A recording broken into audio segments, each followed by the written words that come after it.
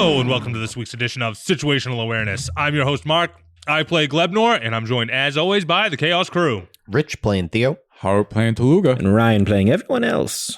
So it's a jail, you say? Or it's gonna be. Is it jail or the things from Elden Ring that people pronounce as jails? Oh, Jale. Ghaol. Yeah. Actually, weird thing I don't think I've ever talked about on this podcast. Titagol is a bastardization of Titan Jail. And it's spelt like Titan Goal, like put together. But yeah, this is a regular straight up like prison facility. No prison can hold me. Yeah. Can we call the sandwich place the Taco Locker? Yeah, I like that. That's Hell fun. Yeah, when like in the last episode, obviously you guys like really rung my bell with your bullshit, but like the meeting basically, like when you and I remember the whole time I was like, how do I tell them that this is like a fascist dictator queen without like just saying it? And then I think what it really came down to is I had to show you. So we're doing another mini Underdark arc, but I had a lot of fun the last one, so I figured it's about time. I also kind of I thought it'd be fun to kind of build a rebel network that is just starting to hear of other rebellions happening. And I've had the idea that someone would let you guys know about the gnomish one for like forever. Bear in the square. Yeah. Yeah, I like the idea that like kind of like Theo has become this like symbol of rebellion, even though people don't know all of the lore behind him really. He brought the How wet. can they not? Yeah, he brought the wet. It's starting to like really pick up, but it's like you're starting to see like other people that are fighting against all these like monstrous demons and these dictators and churches and stuff. They're like, oh, like people are starting to finally like stand up. Bleebly's a symbol. Yeah. It's kind of gotten like like beyond just Bleebly, and now he's become this sort of face of rebellion in this very strange time in Aeona's history. But yeah, fucking great episode, gang. We got to talk about fucking Theo, really. You mean Theo fucking? Yeah, we're going to talk about Theo fucking. I feel like no more roll has to be scarier in this game than rolling to see if you're good at sex. That must have been, I feel like that's more. He would have used a luck point. Yeah, that was rife for a luck point usage if it had gone south. But hey, man, the dice were here, and they let us know the boy can last, and he's very athletic. So Slanging. yeah. Also, this is like clearly I just want to seed Aeona with weird Theo children so I can have 9 months later. Yeah. I just think it'd be really cool if we ever get to do a second or third campaign, if you guys play some like maybe way down the line Descendants or something, that'd be kind of fun. Yeah. So if it feels like I'm slutting out Theo in this podcast in the next, 30 or 40 episodes, that's why. Not against you, Rich. I'm Hey, all careful, man. We don't want to turn into, what was it, Iceland or Greenland? How so? It's like the population's like, like very closely related to each other. Oh, yeah, that's true. That's true.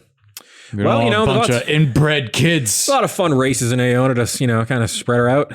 True. Yeah. As long as he just keeps doinking on different stuff. Yeah. I also just thought it'd be just like, it just looked funny too, because like, it hadn't occurred to me through most of the podcast yet, but it's like, why wouldn't like random people be throwing themselves at Theo? He's like a badass gunslinger. He dresses mad cool. He kills everything he like looks at wrong. Like that guy's getting laid. You know what I mean? We couldn't go this whole podcast with like no one getting laid. I'm worried about with Taluga, because Taluga I feel like is setting up for this insane poly relationship involving minotaurs. I don't know what I'm setting up. I don't know either. You aren't making anything clear. It's a confusing world. I don't know what to tell you. I'm waiting for the Taluga Bachelor episode where it's just the full-on Bachelor and all of them are throwing themselves at Taluga. They all win. I would like to do a rose for everyone. Yeah, I think that'd be really funny to do a one-shot of The Bachelor. Yeah. And I'd make you DM that. We would all be suitors. Just a series of like, I actually think like The Bachelor and those kind of someone's gonna have to play Bouncicles. I'm taking Bouncicles. No, I feel like I'm gonna have to use a wish spell on that. That like style of show is actually like perfect for a one shot. Yeah, like it's all checks. They do like little stupid challenges, and then there's social challenges, and then there's like a combat at the end to decide who gets the rose. But yeah, I mean, I think we've done a lot of like little one shots and side stories lately, so we'll probably kind of take a little break from that. Oh yeah. Yeah. We got a lot of story to Might get get more through here. people though. I mean, was it Nancy? Yeah. There's, I know. I don't think Phaedra's actually Hey, we don't we'll know. see what happens when you slaughter this Ivy, spider. Bouncicles. Yeah. To a lesser extent, Doreen. Oh wait, Oh, Matza's husband. yeah, that's true. Greg? No, Schumacher. Schumacher. Schumacher. Yeah. Juana was like, a little older than you, but she was a sexy fish, so that could have been a thing. Who knows? Oh yeah. Yeah. You got to hit up Zoshin. I kind of picture Juana as being like the Marissa Tomei of fish. Oh, okay. Yeah. the hottest Yeah. fish. Yeah, the hottest fish in the world. It is actually really funny. I watched I was on like a Spider-Man kick like about a month ago, Okay. and it was really funny like going from like seeing Aunt May like de-age like through the movies. Yeah. I was like, damn, she's looking better every movie. It's nuts. It's nuts. Yeah. Yeah, it's Sally Fields, right? In the Andrew In the Andrew Garfield ones, I think so. Yeah. She's great. Oh yeah, that was the other thing too. I wanted to give myself time in this session because I do want to give you guys some like stupid little Spider-Man wrist blasters to swing around on. I'm like, we're in like a Victorian Gothic city full of spider stuff. Like, I feel like it'd be lame if you guys didn't get to swoop around. So I think I'm going to start homebrewing some swoopage. I don't know what it's going to be yet, but I want this, but I also have the spider abilities. yeah, that's true. You don't even need one really. I mean, I need a. You could You could use it to swing and then get onto Yeah. high things. Yeah. Well, because the way I kind of I was thinking can I take the form of a ball and like bounce myself against the ground to get to a ceiling? That's too much power, man. I think it depends on how high up it was. Would he also have to take damage though? He's slamming himself on the ground. You'd have to make like a Ball check form. to like bounce. That doesn't mean the slam's any lighter. Or he would have to. I would think he would have to do some kind of check to make sure he like puts his feet firmly on the ceiling, because if not, My feet are where I need them to be, baby. Yeah, but there has to be some kind of Mechanic. mechanic to balance it. That if you can bounce that high, if you don't make a certain check, that you take fall damage or This is where the web blasters come in. Yeah. Well, because I was picturing like what an underdark Victorian city would look like. And then I realized that like, obviously I wanted to have like kind of tall Gothic buildings for you guys to swing around on. Fucking Notre Dame's But everywhere. also, yeah, honestly, really. I've also read Mistborn, like 2 Mistborn books recently, so that's also in my head. That's Spires kind of the vibe. galore. I love a spire. Clinging to the side of a spire is the coolest you can look in anything. I'm sorry, just what it is. But gargoyles are so badass. But I also was thinking like, oh, well, if it's an underground city, then there's also like stalactites, like huge ones coming down. yeah. So you can swing on those as well. I think I'm going to homebrew some like wacky swinging around stuff for your assassination mission. I think it'd be fun. I think we're going to do like some that stuff coming soon. Assassination mission. We're kicking that front door down. Oh, hell yeah. I mean, that's also a way to go. we're gonna assassinate her. It's just She's gonna be aware of it. How loud of a thing will you be making? Yeah, you when never do think it? of a loud assassination. No. No one ever expects it. And also, if you guys are going to go like full on mini army, we could maybe start trying to do some of our big combat rules where you guys have like squads and stuff. I think it'd be kind of fun. I'd be down It'd for be that. fun. Yeah. I was thinking we could go the same way we had the shit bullywugs create a distraction. Oh, Yeah. and sneak in just. Oh, that's smart. Yeah. Yeah. Create a hubbub. Yeah. We got like 60 people with us now. A 60-person hubbub. Yeah. It's like a pretty good group. Most of them. How many of them can catapult? Honestly, I think I only gave. There's only 55. there's only one mage here. Fuck. Yeah. There's not like it's a good amount of drow, but it's mostly Myconids. That's like the bulk of their group. The Myconids joined the rebellion when their like area of the city was bulldozed to make way for this new complex. Yeah, well. And before that, it was some like trebuchets. I always pictured it as like a pretty small, like one drow house family basically has been like a rebel house the whole time in hiding. So it's where you get Numera. I love that you called it out that it's just number. I was like, I did name her that and then realized it was number later and then never changed it to something different. That is kind of the problem with like all the different like making up fantasy words is sometimes it's just a Spanish word you've said. It's not anything. How'd Humphrey get here? Oh, I had like a little fun backstory for Humphrey. I always pictured that Humphrey had been like captured by drow and then like dragged back to Manzobera and then escaped and like linked up with the rebels. I just wanted you guys to have Someone we could high five. Yeah. Also, I just like I'm obviously this podcast is so heavy on dwarves. I just fucking love dwarves. I love them everywhere. Iona, like most like fantasy worlds, it's like humans are the predominant race, and then there's elves and dwarves. In Iona, dwarves are the predominant race. Yeah. Like everything else, there's a lot less of. Who does Egg belong to? Egg. Myconid. Who doesn't Myconid. Isn't named because he liked he's a child. He's just a smaller Myconid. He's Toe's son. Oh, okay. In my head, that's that tracks. That's canon. We'll make that canon. He's from Toe's spore. Yeah. Yeah. Yeah. It actually makes a lot of sense. Yeah. Yeah. Because he's It's named funny 'cause Egg. you were right because like there are fungal networks of massive mushrooms. I know. The Drow Myconid community is not connected to the Myconid community over it. The other thing too, I don't think it hasn't come up because there hasn't been a reason to explain how these cities are connected, but there is like a massive maze of tunnels in between the Ebenden and Manzobera. That's like what kind of From the separates purple it. worms? Yeah. So I think that's actually in D&D lore. There is a like labyrinth in between Manzoberanzan and whatever the Dwagar capital is.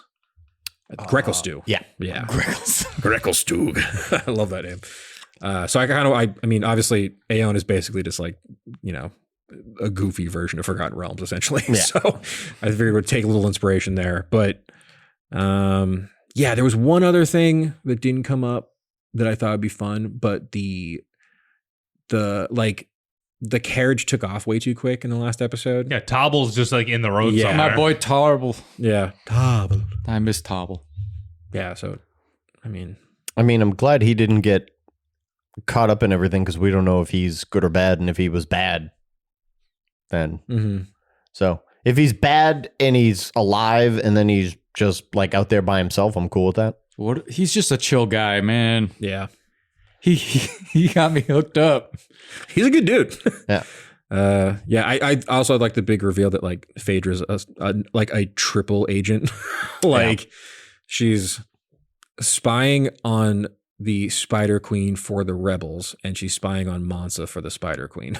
So she's like really caught up. That was the thing too. There were a couple instances in the last couple sessions where you and Phaedra had like such good role play, and I was so tempted to tell you, but I was like, she's so deep undercover. Even though she trusts Teluga, she can't tell him in the city. Definitely not. Mm-hmm. Like as many enchantments and like, you know, non-detection spells as she casts, there's such an air of like paranoia in Bud Kali right now that I couldn't tell you, even though I really, really wanted to. You son of a bitch. I'm sorry. I would have killed Lola on the spot. Mm-hmm. If you wanted that fight so bad, he should have just done it. I mean, I always just wanted to see how your interactions with her would go, and then the donuts threw me for a total loop. So, but yeah, this was a fun one though. I love sessions where you guys just get to meet a bunch of new NPCs. Oh, I haven't met anybody.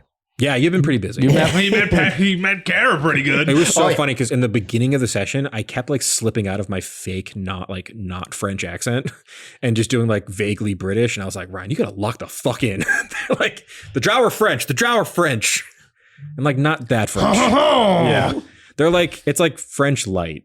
It's like a little, They're like a rebellion. it's kind of like Spanish almost, sort of. They're not Pierre Garçon.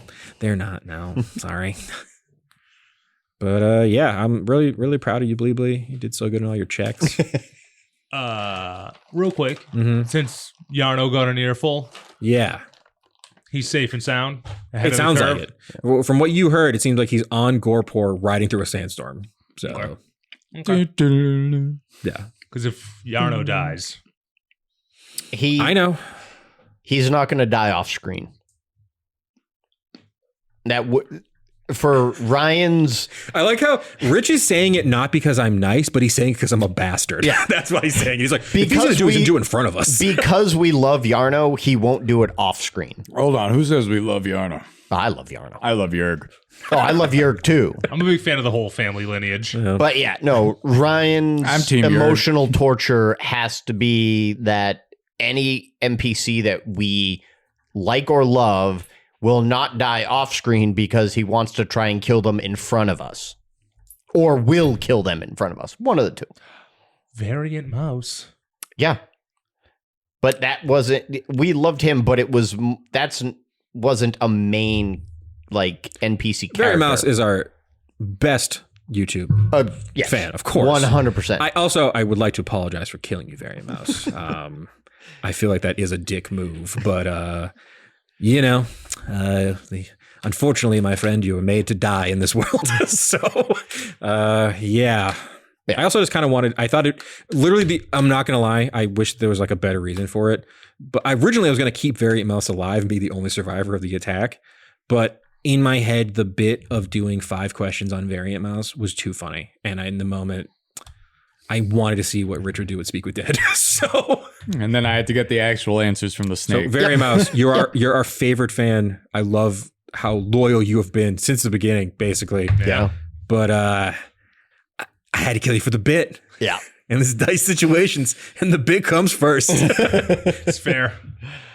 Okay, so I don't have to worry about Yarno or Petch for the moment.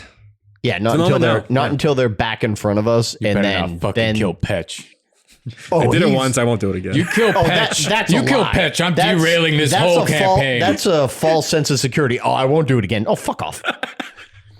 Why do none of you trust me? Hell will pay. I play D&D with you too much. I know. This is actually what happens when you're a forever DM, is that all your friends have been lied to by you so many times that they become more and more paranoid every campaign. You cannot be trusted. No, I can't. What are you talking about? I trust you. Yeah. We're going to be fine. Until you I trust beat me them the to fuck lie to up, me. and then I hate you. I don't know why. I don't know why the dice gods have cursed us to have this weird yin yang, Haru, where every nat 20 I get is against you while you're on the ground, and every nat 20 you get is to do the thing I don't want to happen the most. Yeah.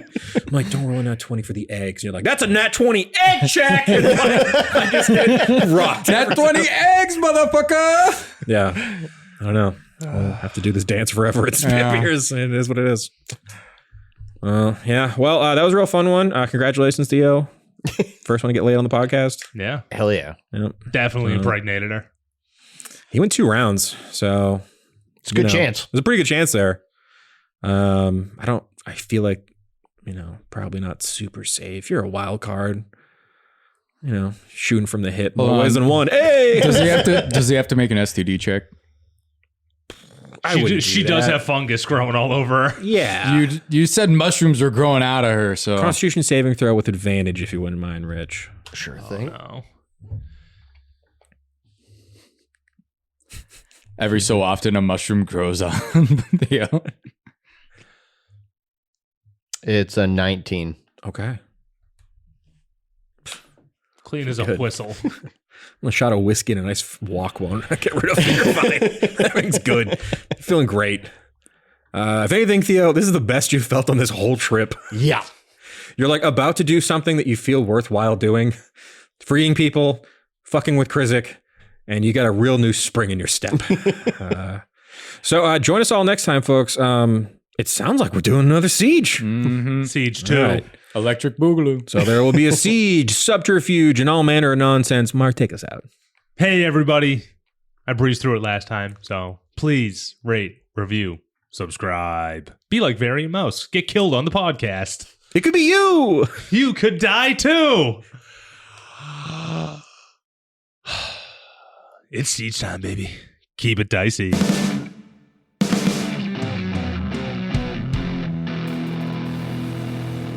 This has been a Business Shark production.